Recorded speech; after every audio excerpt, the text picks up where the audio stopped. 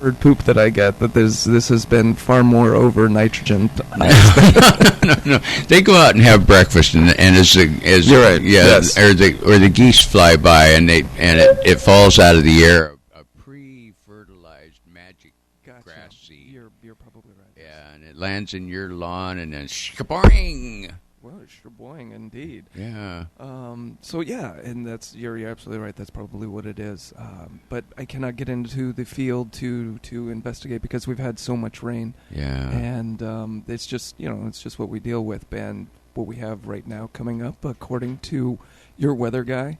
Well, this is we get this a friend of mine who sends me the Rufus weather report. Rufus is a guy that writes a weather report for Oregon Vineyard Supply, and you get it off his website, or their website. I hope they don't mind if we borrow it. We'll find out someday if it's got copyright laws. But anyway, Thanks. It's the most uncanny weather report I've ever run into in its degree of accuracy. You're right. I have no idea how they do this. It's better than weather.com, better than AccuWeather. We preach it weekly. And right now, the weather that we have coming up is? Well, it's going to be sunny starting Monday, probably through Wednesday till Thursday morning. And then it's going to have a couple of little sprinkles coming into the Easter weekend.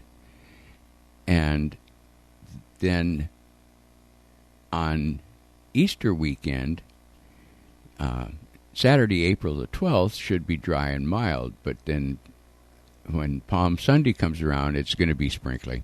Sorry. Wear your raincoat, sunrise service. And to get the eggs. Yeah. Dress the kids in a garden bag. Yeah, but I think that the Easter egg hunts in this area, you've got a 7 in 10 chance that it's going to be rain. Yeah, it's just the way it is. Yeah.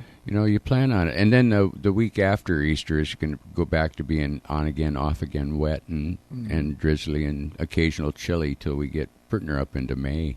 Yeah, I have a different appreciation for this time of year because I'm looking at my grapes that I've planted, and their buds are just about to burst, and it's that time of year. But as we were talking about last week with the spraying, it's the time of concern because you've got all of this moisture that's going to be in the air and on the plants and everywhere, and it's going to be just the right amount of temperature for all of the bad things to happen. So I have a greater appreciation for all of these blooms that are about to take place. Yeah.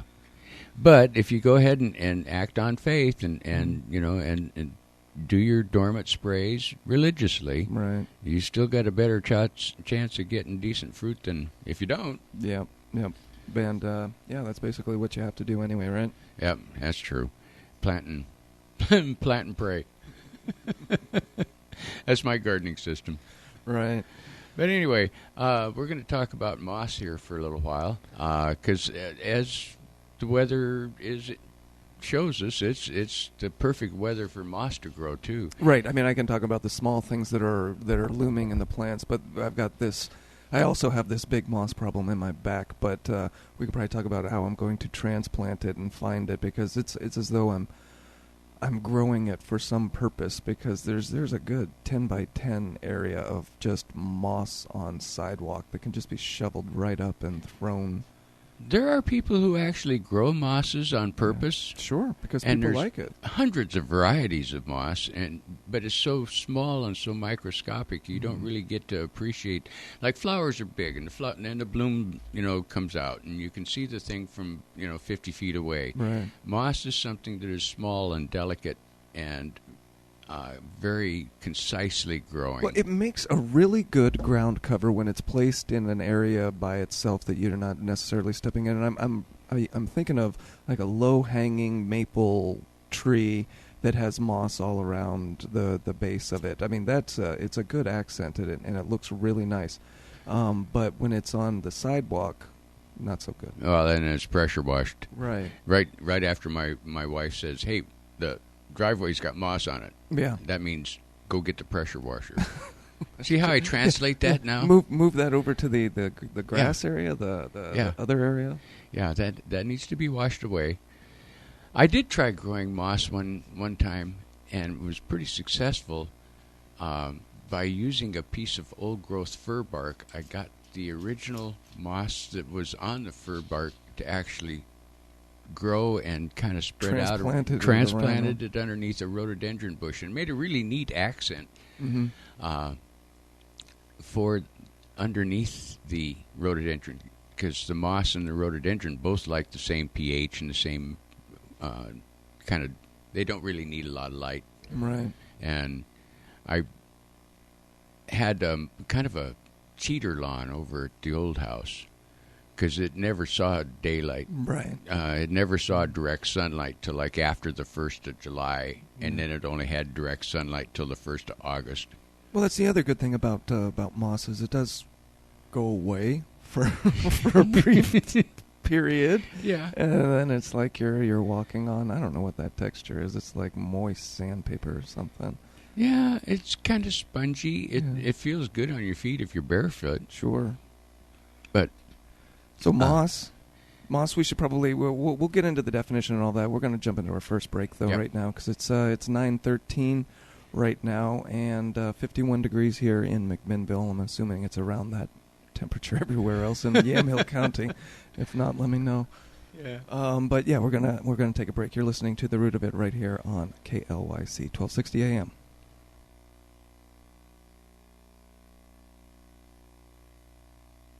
KLYC, To the Root of It, and sponsor for To the Root of It here is Recology Northwest Greenlands, having a facility here in McMinnville. We're talking to Nick Olheiser, the supervisor lead. Now, Recology Northwest Greenlands has undergone a bit of a change in their corporate structure and their name and so on and so forth, but they're still here in McMinnville, still here to provide quality mulch and garden products.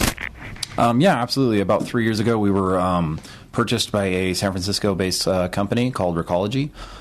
Basically, it's just been a rebranding for us in a sense. We've changed a few of our processes that we do here on site. Other than that, everything's the same. We still offer the same services, the same great staff, and the same competitive prices as well. So if you need something in mulch for your garden, your operation, come down here to Recology. One of the things we're very excited about is April 19th. You're going to have a big event here, and we're going to be a part of it. Yeah, absolutely. It's going to be our celebration for Earth Day. We do it every year. I think this is our 6th or 7th annual one. We're going to be having discounts. We'll have site tours. We're going to have raffles and drawings. We're giving away free deliveries, everything and anything you could want. Come on out and come visit us and come see what we have going on. And To the Root of It on April 19th, we'll be coming to you live from Recology, which is just up the road from the radio station. But one of the things we want to do with To the Root of It, as much as possible, take it on location. Obviously, we want to wait till the weather's warm. But April 19th, we'll definitely be here at Recology Northwest Greenlands doing a show, and Ray and Kyle will be here talking about the products they have here and how you can use it in your applications. Yeah, absolutely. We'll be out here, like I said. We'll go through. We're going to have a few demonstrations, exhibits, and kind of show you benefits to composting and what it does for your soil, and other benefits that you can have around your yard with it as well. Now, when people talk about Recology Northwest Greenlands, what do you want them to think of as what you provide or the company? I want them to realize that we are the new face of composting in a sense. This is kind of where the industry is shifting towards the more organics side of it, and I want us to be the front runners, and I want us to be more involved in the community, and I want them to know all about us when they hear our name. And where are you located? What are your hours? 2200 Northeast Orchard Avenue here in McMinnville, and hours are going to be 8 to 4 Monday through Friday and 9 to 4 Saturday. Talking to Nick Olheiser and Recology Northwest Greenlands, the sponsor of To the Root of It, right here on AM 1260 KLYC. The start of the season is right around the corner. So is your local Kubota dealer, where you can get a great deal on a new Kubota RTV right now during Kubota's Get Something Started sales event. Thinking about a new utility vehicle? Why not choose the top-selling diesels in the U.S. for the past 10 years? The flagship Kubota RTV X1100 combines styling with features like a premium all-weather grand cab, extra-duty independent rear suspension, and power steering. Right now, get your own Kubota RTV X Series for 0 down and 0% financing for up to 48 months. If you're worried about green, think orange at the Kubota Get Something Started sales event. Visit your local Kubota dealer or go to Kubota.com. 0 down, 0% APR financing for terms up to 48 months on selected equipment now through June 30th, 2014. Not available for rental national accounts or government customers. 0% APR low rate financing not available with instant rebate offers. Financing available through Kubota Credit Corporation USA subject to credit approval. Other exceptions may apply. For more information, call toll-free 1-888-465-8268. If you're involved in a vehicle crash, you need to take your car or light truck to a repair center that will fix it right the first time. The philosophy of J&W CarStar Collision Repair Center in McMinnville is relax. We'll take it from here. Roger Fowler stands by his crew's reputation. J&W CarStar Collision Repair Center, 1100 Northeast Lafayette in McMinnville. Just imagine, your son or daughter informs you that next weekend they are getting married. Your world changes in a moment. Friends and family need to be notified, flowers and clothing selected, the ceremony and reception planned and arranged. And that is how it is with the death of a loved one. Macy & Son is ready to help you with the pre-planning of your funeral arrangement or walking with you through the decisions and arrangements associated with your loved one's death. Since 1903, Macy & Son has been helping McMinnville area families for 5 generations. Macy & Son is ready to begin the journey with you.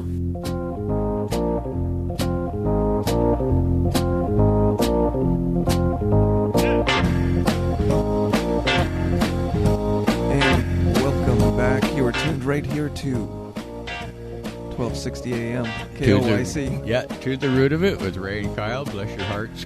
Come on back. We're discussing moss this morning because it's the time of the year when moss really gets serious. And there's people who just can't stand to have it in their lawn. They just go nuts when they have a little bit of moss in the lawn. It's the yin and the yang. It serves really its purpose in some places, but other places it's out of place. And it's just like the definition of a weed. It's just an unwanted plant. So, so we have a ways to. Well, first of all, just to it does happen during the rainy season because that's how they live, right? If it doesn't have the moisture, then it dies.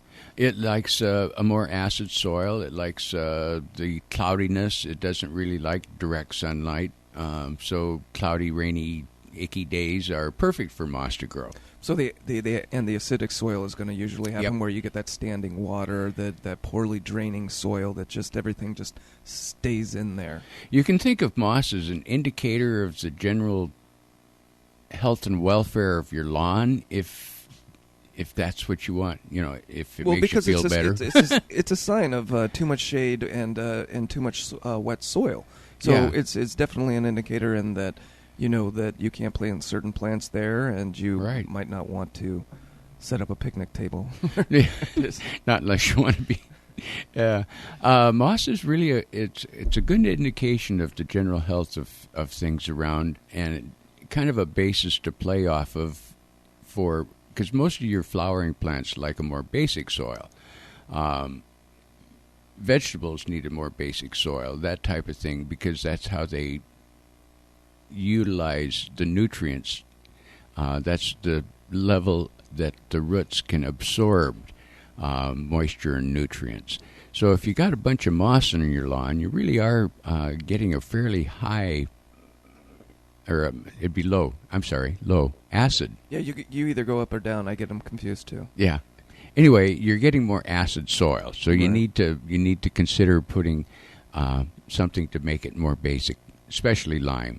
And in Oregon, especially the Yamhill Valley, with the rains that we do get, the calcium washes out of the soil very quickly. Right. It's very adaptable to water, and it'll just kind of rinse out. So you do have to keep adding calcium carbonate, which is lime. Mm-hmm. You see the farmers out in the fields, you drive by and it looks nicely plowed, and then you drive by and it's like somebody put a bed sheet on it. Right. That's very nice. Lime. Yeah, it's nice white coating. Yep. Yeah. Even going home down to Amity, they've got that lime place right there that I don't know if they produce it, but they definitely do load up trucks with it, and you just the Wilco plant. Yeah, over there. No, it's not. No, it's not the Wilco though. It's actually before that. But it's incredible to see how much lime goes down in the valley. Oh, just thousands of tons. And I did contribute to that amount last year myself, and that's why I have this really green front acreage. Well, how many tons did you put down for the grapes? I think I put down 3 tons, something like that. Yeah, that's a lot of powder. Right, 3 tons. That's 2,000 pounds. That's 6,000. That's 6,000 pounds of talcum powder just to make your grass grow. Right. Oh, good God. Yeah, exactly. Yeah. So let's say that you do have the moss in the lawn, like you often talk about your lawn where the backyard was just constant shade. One of the things that we suggest there at OSU Extension is to prune the trees to no bigger than 6 feet. Right. Because then you're guaranteed a little bit more sun, because that's where most of the moss is growing, in the shade. So the answer is to get rid of the shade. If you have tall trees like second growth Doug firs, you can go ahead and raise the limbs up, because you only need about 25% of the tree to actually have canopy, and the larger trees will be perfectly healthy. But that'll give you lots of light in the morning and the afternoons on your lawn, and you can grow grass in a forest. Yes, if it gets enough light. In certain parts of the day, yes, absolutely. Right. So, and then one of the things is you have to decide whether it's even important to have shade in your lawn. Is one of the suggestions that they have at the extension office, and it's a good question to ask yourself. But I think that you want shade in your lawn, right? I mean, you want some shady areas. You need unless you're a football field. Yeah, it's nice to have shady areas, just to have variety of shade plants. Mm-hmm. It's also nice to have shade on your patio, so that during that 3 weeks of hot summer we have the 1st of August, right? You have some place to run and hide. Yeah, and the other, so you've got the shade to deal with, but then you've also got the standing water. So those are the big culprits for the moss. So if you have standing water, move the water away somehow by creating a drainage system. Or some other thing like that. Well, yeah, there's something you can do in the fall really easily just as soon as the soil gets loosened up, because whatever you do as far as construction in your lawn will heal up before next summer. Mm-hmm. And you can just install perforated pipe. It doesn't have to be super fancy stuff, just a 4-inch flex hose, perforated pipe, and then just hook it into your downspout system for your house, and it'll go away. It goes away. It moves it right away. Doesn't it? And just the action of the water will. And you bring up a good point there, because this is the time to find out where you do have the standing water, because we have all of this water. So this is the time where you figure out that this is where it is. I'm going to deal with it. Maybe Monday, because you're going to have a little bit of sun or something like that, or at the very least, mark the area, know what you have to deal with. But yeah, you definitely know that pool is right out there in the backyard. Well, yeah, when I had a big lawn, just watching the dog run across, and as soon as she started prancing up on her little toes, then you knew that was where it was really wet, because she would stop and then she'd come back, and then you knew where it was standing water. Well, now we've got a big lawn out in front of the house, and the dog will quit going out there. Oh, good. It runs to the edge of the deck, and then it jumps down to where there's just dirt, or maybe the next door neighbor's bark dust. Yes. But it won't go out on the lawn because it's too wet. Oh, yeah. You can't do it. No, never mind. And the grass is tall, so it's almost like a forest now, too. Yeah, I have the same problem with mine. And then they want to come back inside, and they're all covered in the moisture, wet dog smell, and it's just... Nope. Horrible times in the Pacific Northwest. Right. Spring and sloggy. The problems we deal with. And another thing is don't cut your lawn as often, because apparently the moss will win if you do that. Yeah. Because if you have 2 competing species, the one that keeps getting hacked up is probably going to lose, right? Right. You can just mow your lawn like inch longer so that it's up above the moss, and then fertilize the grass, and the moss doesn't necessarily grow any faster, but the grass will. But the grass will. And if you're really desperate, you can go ahead and treat it with something like Moss Out. That's a perfectly acceptable moss killer. But then you got to rake it out, and you kind of, once you get it all raked out, your lawn's going to look like dirt. Because it is, right? Yeah. Because you killed it. And actually, as walking the dog around, I've seen several people that are regenerating their lawns over by my house, and they're doing it perfectly. They killed the moss, they raked it out. It looks scary when it's, but if you know what you're looking at, it's a good thing. But yeah. But to see all of that brown desolation, and it's pink brown. It's a weird pink orange brown. And now they've got about probably a half inch of peat moss and new seed, and the rains have come, and it's driving the seed down into the peat moss, and there's going to be some really great-looking replacement lawns over there. Yeah. So it's a process, and you can get her done. We're going to take a little break right now. This is Ray and Kyle from KLYC Radio, 1260 on your radio dial, and this is To the Root of It, and we'll be right back. AM 1260 KLYC, and we do want to thank Recology Northwest Greenlands for being a sponsor of To the Root of It. And we are right now at Recology talking to Nick Olheiser, the supervisor lead here in McMinnville. Nick, thank you for sponsoring the program. Thank you very much. So you and I were talking just before we started making this interview, was that the weather's been kind of crazy, but we're going to be heading into spring. What's going on now at Recology? A lot of new things happening. Spring coming up. Hopefully the weather permits us to have a good Earth Day coming up here in mid-April. We will be having discounts, prizes, site tours, different kind of raffles, and everything for you and your family to come out and hopefully enjoy the weather, enjoy the staff, and get some product for your garden and your yard. So what are you selling right now here in this time of year? We're still selling pretty much all of our in-yard products. It'll range from anywhere from a rock to all the barks. We have soil mixes, the compost. We're still doing the concrete mixing station services. We still have the blower truck services and delivery services pretty much anywhere in the local community, even some of the out communities as well.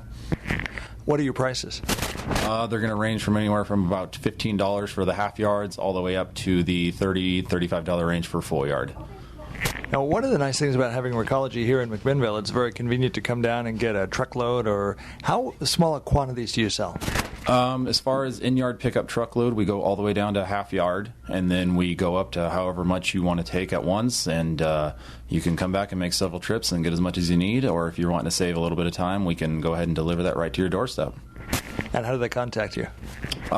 Be either through the phone, which is 503-434-1671, or as well, we also have our new website all set up, which is compostoregon.com. It has all of our pricing and on hours as well as our address. And your hours here at Recology Northwest Greenlands in McMinnville?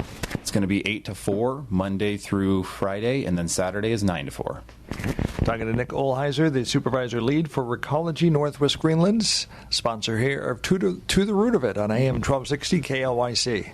Last year, $1 billion got left behind by people who did their own taxes. $1 billion with a B. 9 zeros, America. $1 billion disaster. 1 billion reasons that your taxes aren't done until they're done with H&R Block. Get your billion back, America. At H&R Block, we strive to get you every penny you deserve. In a study of self-prepared tax returns, Block Tax Pros found more money for about 1 in 5 people. Each tax situation is different, and not everyone receives a refund.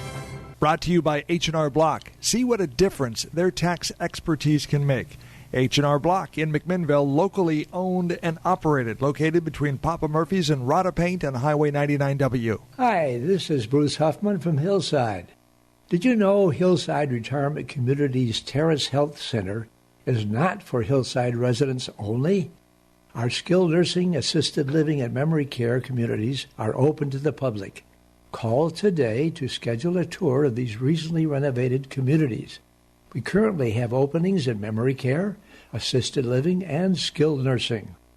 Whether you need someone to help you get ready for the day or manage your meditations or provide rehabilitation to return you to your home, Hillside has the community that is right for you.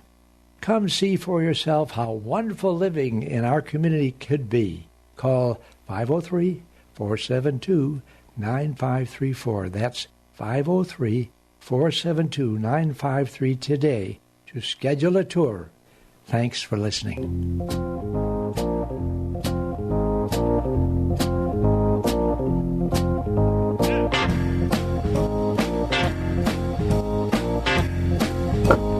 This is some music. Yeah, Ray, that's the button right there. Okay. Live on the air right now. Oh, beautiful. We went ahead and switched places, didn't we? We played a little bit of musical chairs. See, It's time for me to actually practice doing this. Yeah. We've been doing it for a long time. Well, it is, and it's tough, isn't it? There we go. There you go. And you drop the music all the way out there. Look at us. Welcome to community radio. Yep. Are we okay? Oh, yeah, no, we're good. So now we're going to talk about plants, like none of this is going on. No. So mosses. Moss is what we were talking about. Right.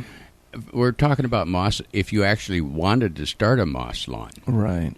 Or a moss garden. These are fun things to do in various kinds of pots. If you just want accent pots that are in the shade, it's okay to start some moss. And it'll grow on just about any kind of medium if you're patient, because it does grow fairly slow. Well, and the key is the fertilize is what, Right. because we talk about getting rid of the shade, getting rid of the standing water, but then the other thing is to make sure that the soil isn't hospitable towards the moss, which was the acidic soil that we were talking about. So you just go ahead and you throw some nice nitrogen-rich fertilizer on there, and usually that'll bring up the pH. Right. And if that makes any sense to you as a listener or viewer out there, that's because you've been listening to the show. Good job. Yeah. Or you took the class. Right, because there are just a few important things about soil, and one of them is not just what it's made of, but the acidic and the base content of it. And usually what we're talking about is about a nice 6 to 7 range. We're talking about the pH of the soil, which is a measure of the hydrogen acceptability. It permits roots and things to absorb nutrients, moisture, and convert them to the sugars and things that the plant needs to grow. And different plants need different pHs. So you kind of need to understand what you have in your lawn and garden as compared to what you actually want to grow. Mm-hmm. But usually if you see grass there or some wild plant that's growing there, should be good. More than likely it's good, and you're at about a 6 to 6.5 range. It's not something that's going to change overnight. It's not something that you're going to fix overnight. Right. It's a process, but you can look at something. You just need to be patient. Right. Yeah. So we talk about the good things in the soil and how to be good to it. So why don't we talk about how to get rid of that moss? Because there's a product called potassium soap. Have you ever touched this or looked at this thing? I've never seen it before, but it sounds absolutely, well, it sounds itchy and it sounds, I don't know. So you spray this potassium soap down and that kills the moss. That kills the moss right up. I'll be dadgum. Because I've always used iron products and things of that nature if I wanted to remove the moss from a particular place. Mm-hmm. And then once it turns black, you know where the moss actually is that you want to remove. And if the moss doesn't turn black, you just slap more iron on it. Yeah, it looks like that's one of the main things is you've got the sulfate products, a ferrous sulfate, and then there's iron sulfate, but it seems like those would be the same thing. I don't know. Ferrous is iron, right? I mean, that's... Yeah, ferrous sulfate's like ironite, or it's the main chemical in moss out. Mm-hmm. Then on your roof, you have like Moss Beware, which is actually more of a zinc product. And it will work on grass, but it's designed, you need to read the label to see where your moss killer is designed to be used, whether it's a roof product or whether it's a soil product. Oh, because on the roof it's going to wash off, right? I mean, exactly. And you want it to wash the moss, kill the moss, and wash off the roof, and then not rot out your downspout system either. So that's good advice. Yeah, you really, when you're using moss killer products, you want to make sure, you want to be sure that you're using the product for the job that you want to do. And the reason is just as you've given it. It's not as simple as, well, this one's on sale, I might as well grab it. You don't necessarily want that roof stuff to be hanging out on your lawn. No. Because if you get too much zinc down there, then you can kill your lawn too. Well, that does sound bad. Yeah, where the iron is more selective, the ferrous sulfate is more selective. It really does affect the moss. And it can also green up your lawn really nicely. Well, sulfur products will lower the soil pH. Yep. But the grass really likes the iron. It helps contribute to the photosynthesis process, which makes it really green, bottom line. Right.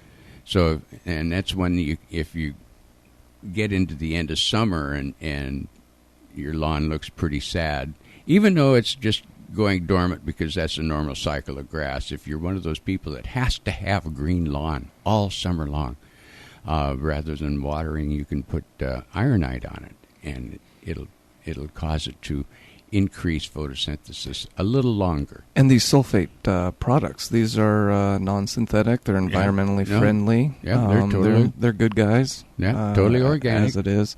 But we can talk about the synthetic pesticides that are out there also. Ooh. You want to go there this week? Yeah. Well, again, always read the labels. Whenever you're dealing with it, whether it's organic, environmentally friendly, or otherwise, make sure you just take the time to read the labels. That 1 minute to 2 minutes, you get a lot of knowledge from the chemical that you're dealing with. Again, whether it's organic or synthetic. Well, you make sure that you not only get the job done that you want to do, but you want to make sure you don't affect your pets or your grandchildren or something, people that are going to be playing on the lawn. You don't want to... You put pets above grandchildren. Yeah. Awesome. Yeah. No, that was good. So you're absolutely right. You definitely have to make sure that you know how long that it has to be in the lawn and how long you have to keep everybody away from it before. Again, that's going to be on the label, so make sure that you're always reading the label. But then also when you're dealing with the synthetics, or with the organics, it's not a long-term cure. That's the cure isn't in the bottle. The cure is actually changing the environment to get rid of the moss, so you don't have that standing water, you don't have that shade, you don't have the environment, because otherwise every year you're going to be back there, you're going to be spraying it, you're going to be putting down whatever. It's just something you're going to deal with.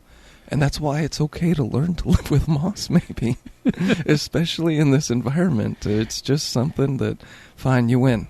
I'll give you the moss. Well, remember when you were a Boy Scout and they always told you could figure out which way was north because the moss was on the north side of the tree? I remember that. If you get lost in your lawn, just go to the north side. Right. Unfortunately, that's my whole lawn, but yeah. Yeah. So again, read the label when you're dealing with any of these chemicals. Yeah, please read the label, folks. It can save you and your loved ones some serious injury. Yep. With anything like that. So that's moss. Anyway, that's enough about moss. Is it enough about moss? Well, except for the people who actually want to grow it. Mm-hmm. Yeah, one thing that I always liked when we talk about moss is if you're going to propagate it. And my favorite way, and I still haven't tried it because I enjoy my kitchen utensils too much, but blending it up. You take the moss and that where you don't want it, and you put it in your blender with some water, and you just hit puree, and then you go ahead and you dump it where you do want it. And that'll spread it out evenly, and it's just incredible to think of it that way. Moss doesn't really spread by seed as much as it does like with spores. Spores, then I would think. Okay, yeah. So you can spread it that way, right? I always did it by actually getting a sample because I would pick a sample that I thought I liked the texture of that particular moss or the style of that particular moss. And try to press it down in the soil or attach it to a piece of bark or something like that. Mm-hmm. and see if I could get it started. Once in a while, I was pretty lucky. Yeah. You could get a nice hanging moss. It's just the moisture content keeping it consistent. I would imagine might be a problem. You're supposed to actually mist them. That's the part I would fail. What were you doing? You were soaking them? I'd just spray them with a garden hose and wash it off the side of the tree. Makes sense. Yeah. And it's like, oh, man, dadgummit, now I got to start over. Oh, man, could you imagine the neighbors looking at you misting the side of your tree? They've always been suspicious anyway. What the heck? That's not even the north side. Hey, Martha, come here. Look what this doofball's doing now. He's out there misting his tree. He's trying to grow moss on the south side. An idiot. He's gone over the hill, Martha. Nice. Okay, well, why don't we go ahead and take a break, Ray? Okay. Are you going to be able to do this? There are 4 buttons over there, but wait. Yep, we're going to try this. Okay, first you have to sign off saying the station. This is Ray at KLYC Radio, 1260 on your radio dial, and this is To the Root of It. And then you bring our volumes down. Yep, there we go.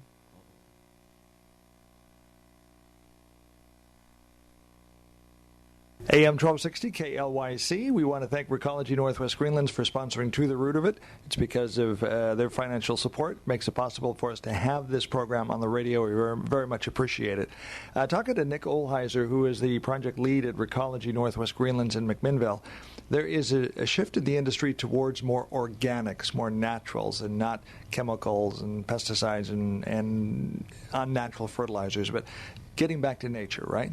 Exactly, yes. We're trying to get away from the man-made fertilizers that are so often used nowadays, trying to shift more into the organics and trying to educate individuals on the long-term benefits as well as the short-term benefits of organics. It's not good for just a year. It's good for 10 years. It's helping to restructure the soil, and it's not just providing instant nutrients. It's good in every way. And it's also a lot safer to handle. Absolutely, yes. It does not have, like you mentioned, the chemicals, the pesticides in it. So, yes, it's completely organic. Everything out here is OMRI listed, and it's good to go and put directly in your soil. So come out here with your pickup truck. What kind of containers should people come out? Pickup truck, dump truck, what? We can do pickup truck, dump trucks, trailers, whatever you have. You can also we do 5-gallon bucket sales if you just need something small for just a little in-house garden or backyard garden that you may have. We can do 30-gallon containers. Whatever you have, we'll make sure we meet your needs. And phone number, do you have a website or a Facebook page? Yes, we actually just got a brand new website all up and running with our prices as well as our hours and our address, and that's at www.compostoregon.com. And again, phone number? 503-434-1671. And don't forget, April 19th is Earth Day here. We're going to be doing To the Root of It live here at Recology Northwest Greenlands in McMinnville, and looking forward to it.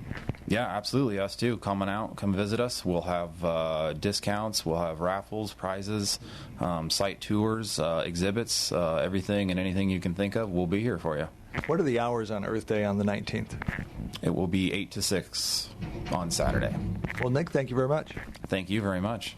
AM 1260 KLYC, talking to Nick Olheiser, the project lead at Recology Northwest Greenlands in McMinnville, sponsor of To the Root of It on AM 1260 KLYC. The start of the season is right around the corner. So is your local Kubota dealer, where you can get a great deal on a new Kubota RTV right now during Kubota's Get Something Started sales event.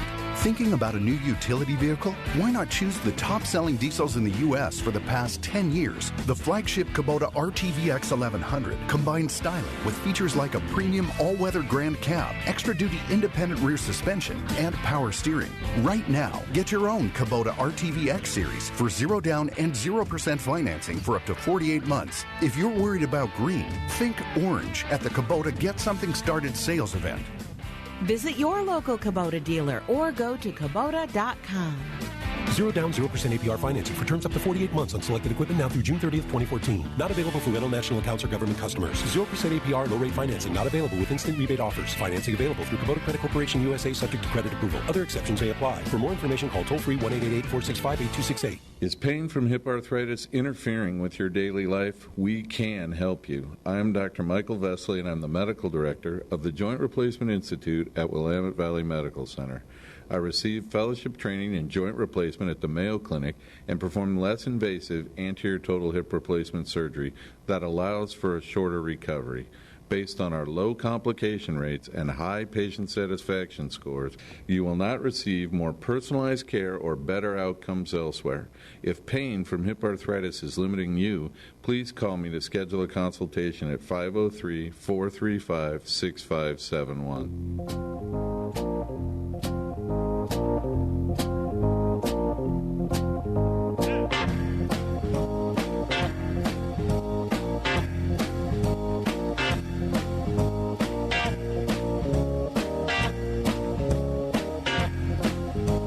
And welcome back.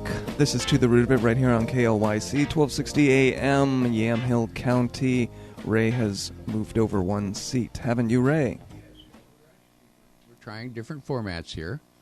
We have a guest in the studio this morning.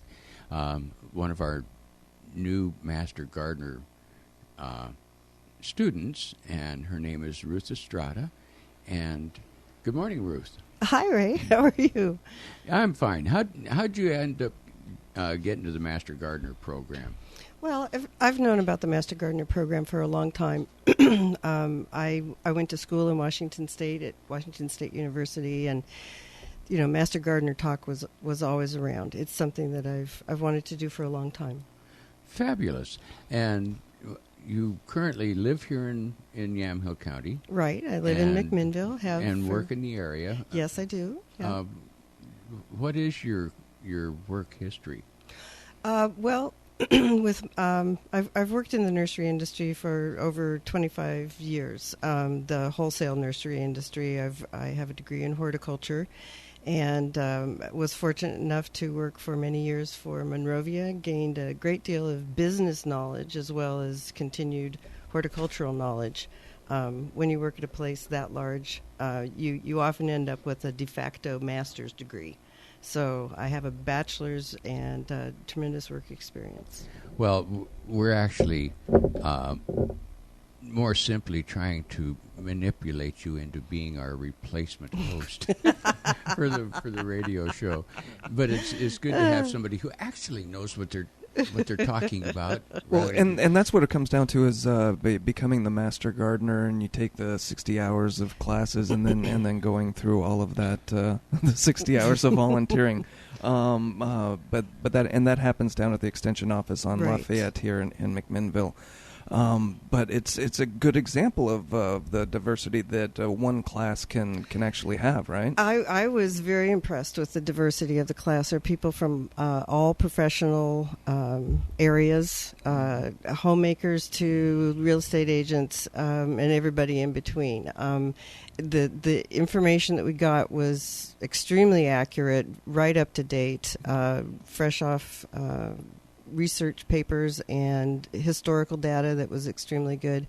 The enthusiasm in the class was absolutely outstanding. The questions came frequently and got good answers, accurate answers, and it was tremendous to be in a classroom of people that like to talk about plants, because that's my main motivation for getting involved at this point in my life with Master Gardeners. I'm working part-time here locally at Country Garden Nursery, and to be able to spend part of my day talking to people about plants and helping them diagnose problems and come up with recommendations. Did you have a problem with the plant diagnosis portion? I can understand that's like a stressful point. It is a challenge, because you get all of this information that they give you, the big thick book. And you're in your mind, you're like, there's no way I can memorize this, but then they're expecting me to have to memorize, but they don't expect you. They don't expect you to. But coming from experience, did you find it hard to do any of that? Well, it was, and some plant diagnosis was a new area for me, because I've worked in a variety of nurseries, but mostly working with new plants and training crews of people how to prune plants and take care of plants over the years. So diagnosing things was something that I recalled from my college education, but hadn't had a lot of current hands-on stuff. So that was extremely interesting to me. Yesterday was my first day at the clinic desk in the extension office. That was a lot of fun. I had 5 different things that I had to look at. We had to involve our, I don't remember Heather's title. She's the community extension agent, master gardener agent, the new gal, Heather. Oh, Heather Stoven. So she was in there with you? Yes. We brought her in at one point because there was this little thing on a leaf. We looked at it under a microscope. We referred to the Pacific Northwest insect book and disease book, and finally brought her in. And then we were able to call back our client and say, we feel this isn't something to worry about. And these are the references that we looked at. Do you remember what it was? Do you remember? It was on a rhododendron leaf. And rhododendrons, as we all know, can be subjected to a number of things.